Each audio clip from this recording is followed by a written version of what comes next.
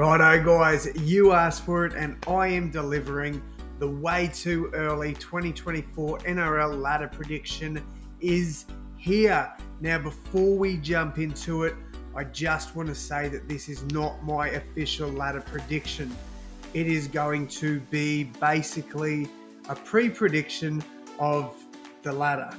And when the ladder predictor actually comes out with all the draw and all that, I will redo this fully, but this is just basically my draft of how I think the ladder will be. So I reckon my official ladder will be something similar to this, and none of these, as it says, none of these are in order.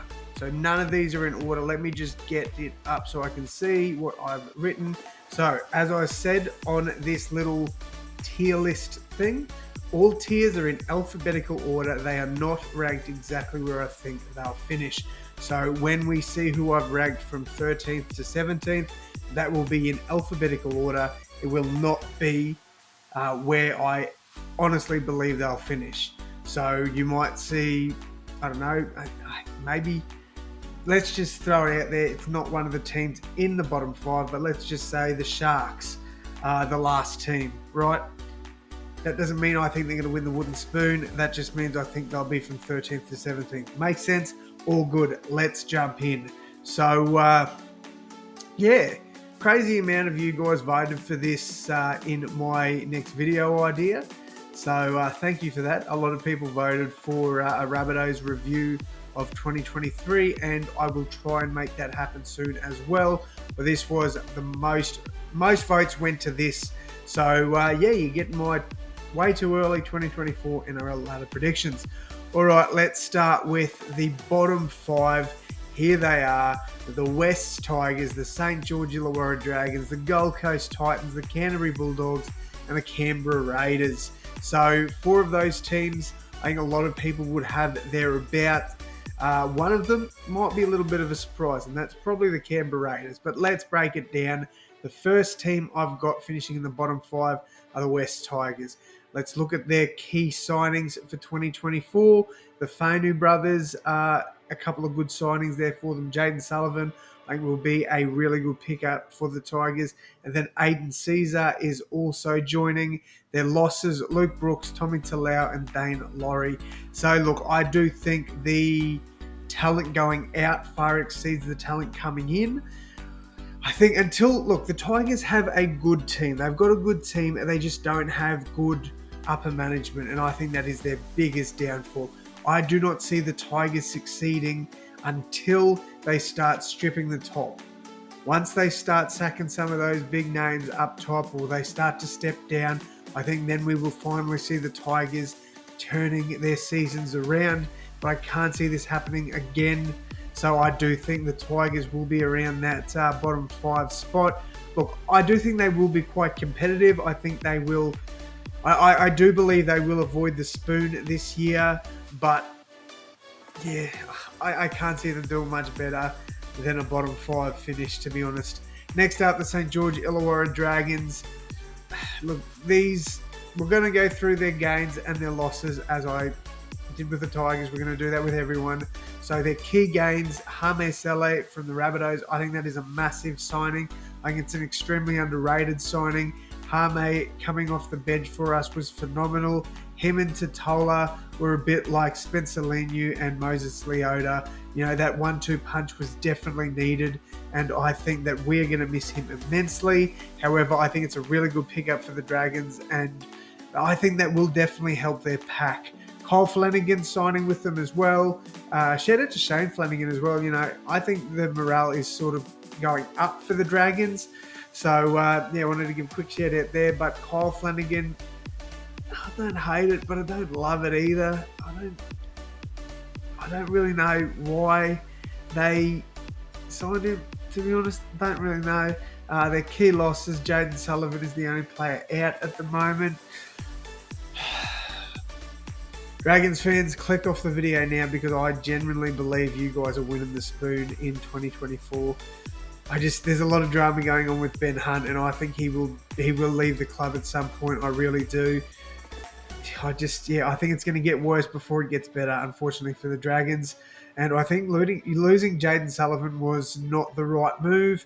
Shout out to the Tigers picking him up. I think that's a great acquisition there for them. But yeah, I think the Dragons will move down the ladder this year, unfortunately. And until they can sort out what they need to, I think they'll stay relatively close to that bottom 5. But yeah, 2024, I do have the Dragons as my wooden spoon side.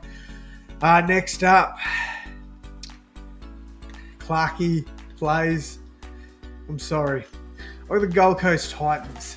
Now, the big reason why I've put the Titans this low down. Now, I do genuinely believe that not next year, the year after, I think 2025, I think they will be a top 8 lock. I really believe that. However, next year, I just think Desi Hasler is going to want to set up his team. He's going to want to make this his team. There's going to be tweaks. There's going to be positional changes. There's going to be a lot of that. I think this year is going to... Well, look, everybody wants to be able to compete. Everybody wants to be able to win. But I really think Des is going to come in and use this season as a development year for the Titans, in my personal opinion. So I don't expect too many big things from the Titans this year. Look, I could be coming back at the end of the year, biting my tongue, saying, mate, what a stupid bloody pick this was. But I genuinely can't see the Titans doing all that well. Keenan Palacia, great pickup. Underrated pickup as well. Like Ahmed Saleh, I think Palacia is absolutely going to help that forward pack, which is, I'd say, one of the better forward packs in the NRL as well. It's just I just think Des in his first year isn't going to lead them to glory in year number 1, but I do think year number 2 is going to be a different story. Not a premiership side, but I definitely think pushing around that top 6 sort of spot there in 2025. Don't get it twisted. Right, next up, the Canterbury Bankstown Bulldogs. Great signings, but they've also lost a lot of good talent. So they've brought in Bronson Cherry, Stephen Crichton, Jermaine Salmon, and Blake Taff. Drew Hutchinson is also rumoured to be going there, but I don't believe that has been officially confirmed yet. Their losses are pretty up there though. Jake Averillo, Kyle Flanagan, Paul Alamotti, Tavita Pangai Jr. and Luke Thompson. So I think arguably the biggest loss for them is Jake Averillo. I think that will really hurt them. Kyle Flanagan, water off a duck's back, doesn't really matter. Toby Sexton is going to be a key piece to that squad, so I wouldn't be too worried about losing Flanagan. Paul Alamotti, I think he needs to be in an established system. I think he will excel with the Panthers, so I don't think that's that big of a loss. Tavita Pangai Jr., I believe, will be a pretty big loss there for the Dogs. And then Luke Thompson, it's unfortunate that he's leaving. Injuries have really sort of peppered his career, and he, as Guru would say, he could have been anything with the Bulldogs, but it's unfortunate how the career's gone as he's come over to Australia. But yeah, I think the Bulldogs will struggle again this season. I was high on them last year. I had them in my top 6, which was probably idiotic. I listened to the Bulldogs fans, and I shouldn't have. So I did have them quite high in 2023. I'm not going to make that same mistake. I know Winston Neville, shout out, brother. Go and subscribe to him on YouTube. Follow him on TikTok. You know the drill. Winston Neville is high on the Bulldogs winning the comp next year. Cannot see it happening. I don't think they'll get close to the top 8. And I'm not falling for your bloody tricks again, Doggies fans. All right, next up, so this is rounding out the bottom 5. I've got the Canberra Raiders. I think they're going to have a massive fall from grace. The experience they're losing next season is crazy. Jack Whiten, Matt Frawley, and Jared Croker. Obviously, Jack Whiten and Jared Croker have been a huge part of that Raiders squad for years now. And the only player they're bringing in is Simi Sasagi from the Knights. I can't see the Raiders doing much this year. They were just a place filler in the finals. Yeah, they were competitive in that first game against the Knights, but they had negative 127 points point differential for and against, I guess you could say as well. And it showed. I don't think the Raiders deserve to be in the top 8, and I really think they will have a massive fall this season. All right, next up we move to 9th to 12th. exciting stuff here, guys. Yeah, I know I'm going to have a lot of fans coming at me about this one because there's probably 3 teams here that people are going to absolutely pepper me for, but I can't see them doing much next season. First team coming ninth, Parramatta Eels. They've brought in Kelma Tuolangi and Morgan Harper. 2 decent pickups, to be honest, but nothing crazy. And they've lost Jack Murchie, who didn't really do too much for them last year, and Josh Hodgson, who was out injured. I think they're going to struggle once again. Look, Morgan Harper, not a bad signing, but not the best either. And Kelma Tuolangi, he's fine, but again, not great. I think the Eels will struggle next year. And like this year, I guess you can't take too much from them because Dylan Brown did miss a large portion of the season. But I can't see them doing much in 2024. I've got them falling out of it, staying out of the top 8. Next up, another team staying out of the top 8, the North Queensland Cowboys. They've added Viliami Vailea, but they have their losses: Peter Hiku, James Tarmow, Brendan Elliott, Ben Hampton. Look, there's a lot of filler players that are leaving. Riley Price, I believe, is going as well. Another player that I thought probably should have gotten another contract is Taniela Sadruga. He's heading overseas for footy. Like it's crazy how much they're losing. Obviously, James Tarmow and Peter Hiku kind of can't be helped, but like Taniela Sadruga, I think he could have been an amazing player, but it is what it is. They've got a ton of talent in the second row. Look, I do believe they can fight for that top 8 spot once again, but I've got no confidence in them. I had them as a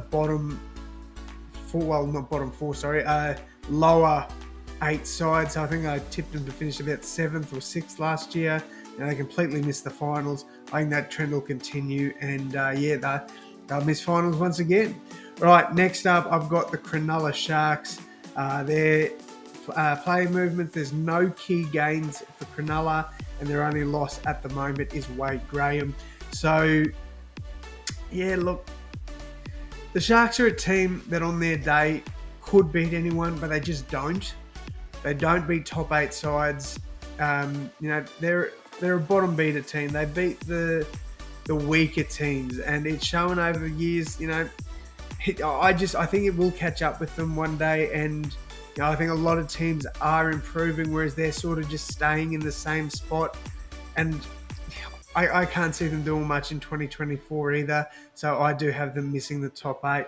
One of the big improvers, in my opinion, will be the Dolphins. I think they will be one of the sides, a smoky possibly for a top 8 spot. Their gains, Herbie Farnworth, who is fast becoming one of the best centres in the NRL. Tom Flegler, he's Australian international forward now. He was great for the Broncos this year. And then one of the most underrated players in the NRL, Jake Averillo. These 3 gains are insanely good for the Dolphins. I've only written down 2 of their losses, don't know why. But you got Brenko Lee and you got Herman Sasa. Look, 2 players that aren't really going to make too much of a difference. Their gains far exceed their losses, so I think we're going to see an improved year for the Dolphins. I still think the talent above them is going to be too good, and they will miss out on the top 8. But I expect big things there for the Dolphins. All right. Next up, we are on to the top 8. We're going 5th to 8th. My first team here, obviously, I probably should have said this at the start. We're working this way, so the opposite way of how I said alphabetical order, but you understand, you get it. It's all good. All right, so the first team I've got is the South Sydney Rabbitohs. So I do believe strongly that the Rabbitohs will bounce back and get back into that top 8. I don't see them being a top 4 side in 2024, but I do think they will improve a lot. I think there's still a lot of issues internally with the club, but I think that will start to even out a bit later on in the season. I wouldn't be surprised if we, made a good run come finals, if I'm being completely honest. But yeah, I can't see us jumping back up into that top 4 at the moment. The key signings though, Jack Whiten, massive in. We're also looking at Sean Keppie. That has not been confirmed yet. And I believe we're also looking at Josh Curran. So a couple of decent players to join Jack White in signing. That definitely will help us push for a higher finish.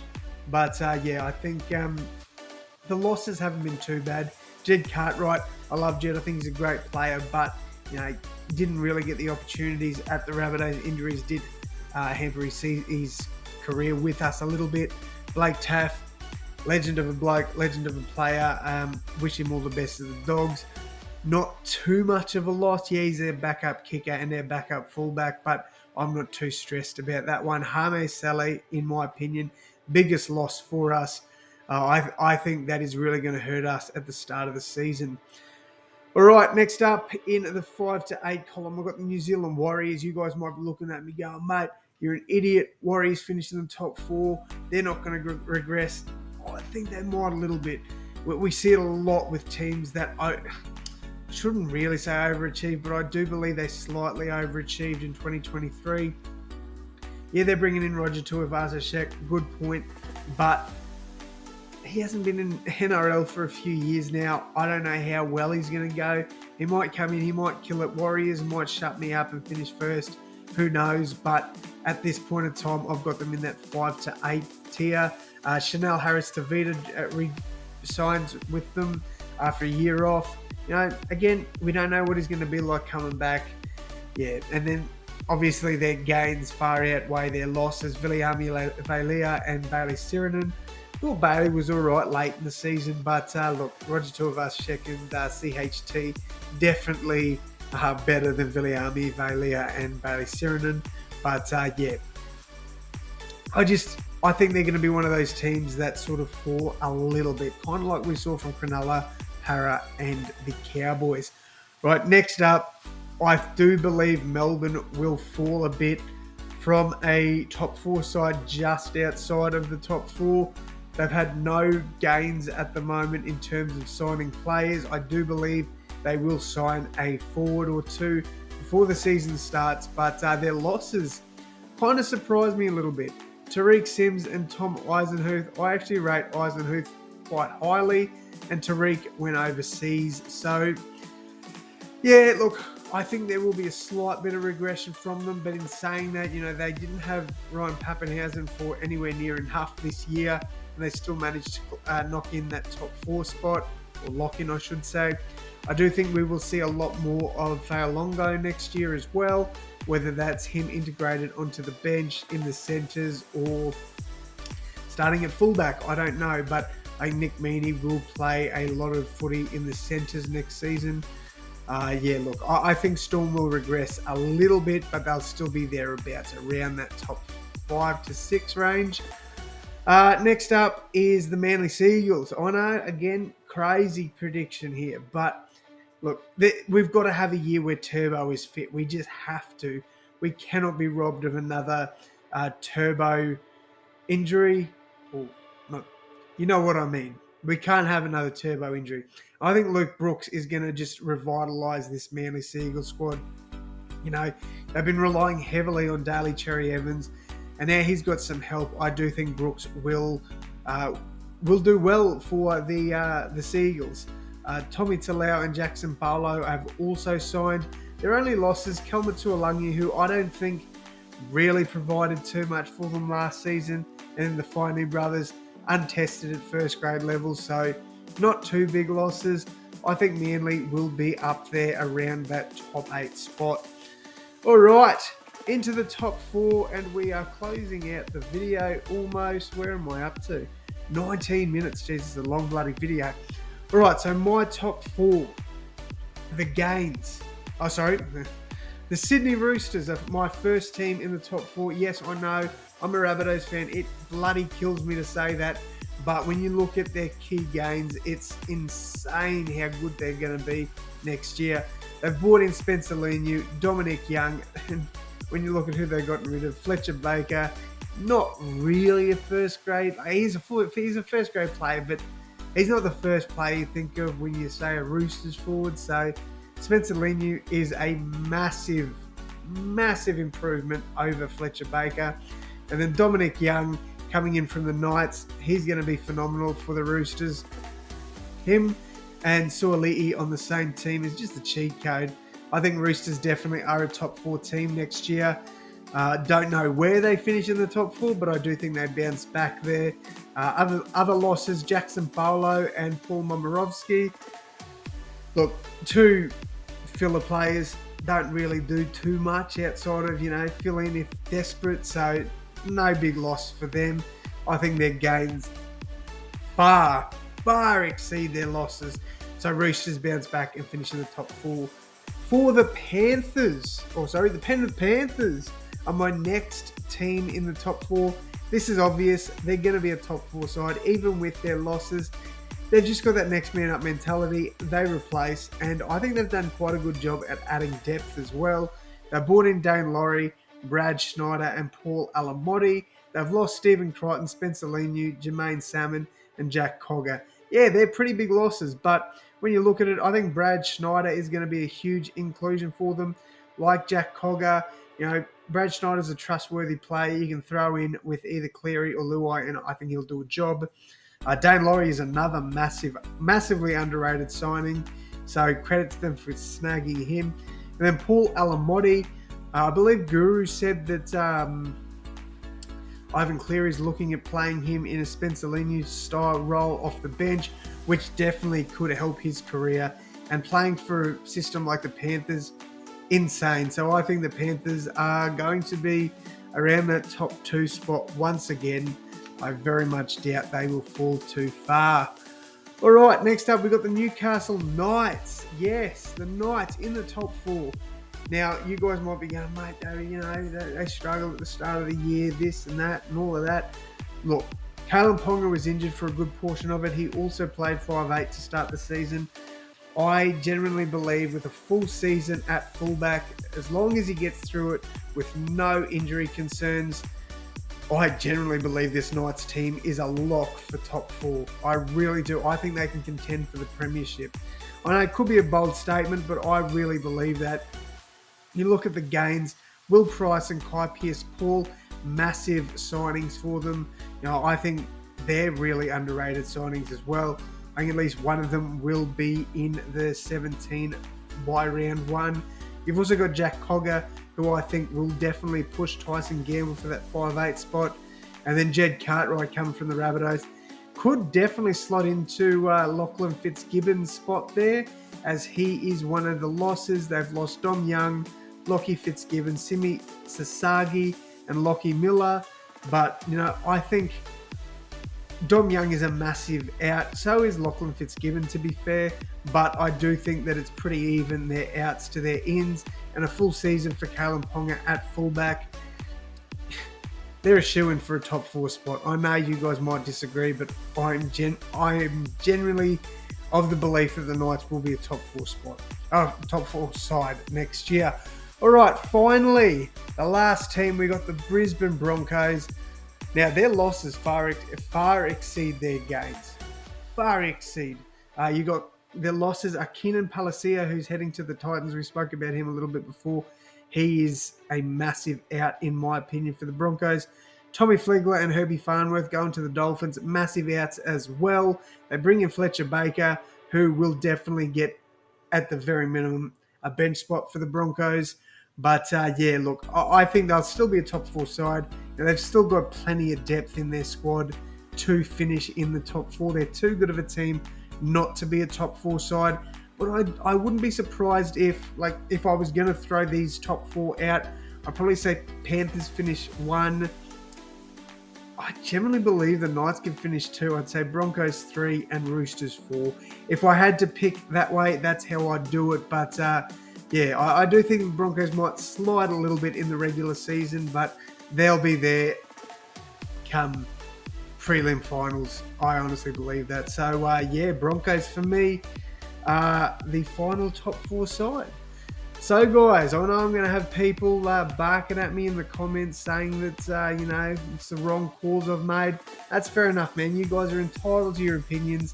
But let me know why. Let me know what you'd change in the comments. A lot of people are going to say the Dogs will get there to the top 8. A lot of people will probably say the Dolphins or the Warriors I've put too low or the Knights I've put too high. The Roosters you might think I'll put too high, or the Rabbitohs you might think I'll put too high. Eels, Sharks, Cowboys you might say, mate, you've put them too low. Look, give me your feedback down below. I'd love to hear from you. But yeah, that's pretty much going to wrap it up from me, guys. Few more videos coming out later this week into next week. I'm obviously going to have my tips for the Pacific Championships come out probably later this week. I'm also going to do a reaction to my 2023 Ladder Predictor to see how I sort of went. I can't remember the bloke's name. One of the AFL content creators, his ladder predictions, he goes off obviously where they finished and where he predicted them to finish, and then gives himself points. So say he predicted Collingwood to finish 15th. They finished first. He'd give himself 14 points for that. The lower the better. I'm probably going to do something a little bit similar, so stay tuned for that. But yeah, that is going to wrap it up from me though, guys. Thank you all so much for tuning in. And as always, my friends, I will see you in the next one. Thanks, guys.